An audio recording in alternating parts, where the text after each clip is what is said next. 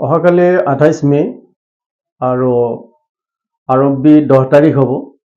কালি ইনশাআল্লাহ ঈদ উজ জোহাৰ নমাজ আৰম্ভ হ'ব। ঈদ উজ জোহাৰ নমাজৰ পিছতে আমাৰ কৰণীয় কাম যিটো কোৰবানী আছে, এই কোৰবানীৰ কামটো অসমবাসী সকলো ঠাইতে যাতে শৃংখলা মৰ্মে আদায় কৰিব পাৰে, সেয়ে ওপৰৱালাৰ ওচৰত আমাৰ দোৱা থাকিল।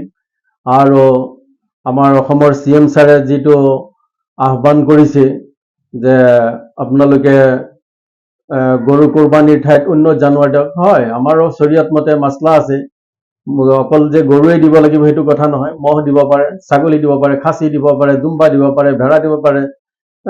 গতিকে কোনো যাতে বিশৃংখলা নহয়, নিজৰ নিজৰ এলেকা শৃংখলাৰ মাজেৰে যাতে আমি CM ছাৰৰ কথাৰ ওপৰত ভিত্তি কৰি আমি যাতে কোৰবানী আদায় কৰিব পাৰোঁ, মই সকলো অসমবাসী ৰাইজক আহ্বান জনাইছোঁ।